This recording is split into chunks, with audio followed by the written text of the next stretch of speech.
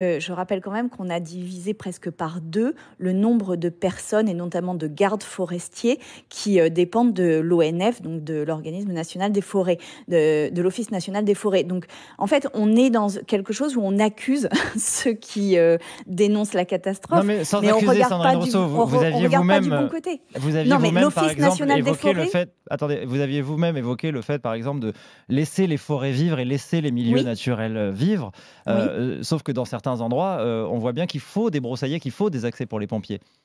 Oui, mais en fait, c'est une question de régulation des écosystèmes. C'est-à-dire que si vous laissez des écosystèmes complètement se réguler et complètement être libres, alors ils s'autorégulent. Là, on est dans une zone où il y a un mixte entre des habitations et de la forêt. Et d'ailleurs, il faut réfléchir à la distance qui existe entre ces habitations qui grignotent petit à petit la forêt et cette forêt qui peut prendre feu, comme on le voit actuellement. Et par ailleurs, je rappelle que vraiment, ce qui gère les forêts en France, c'est l'Office national des forêts, qu'il a connu des coupes sombres dans ses personnels et qu'aujourd'hui, on a besoin de gardes forestiers, notamment pour faire ce travail de veille, de prévention, de débroussaillage et ce travail de prendre soin de la forêt avant qu'elle ne parte en fumée.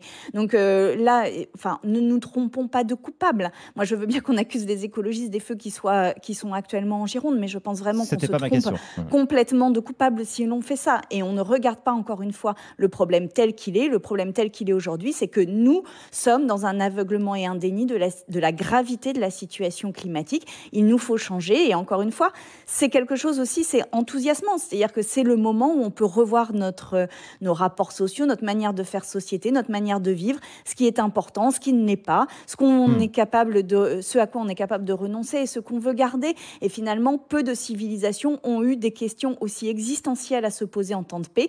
Posons-nous-les maintenant pour changer maintenant et préserver notre avenir.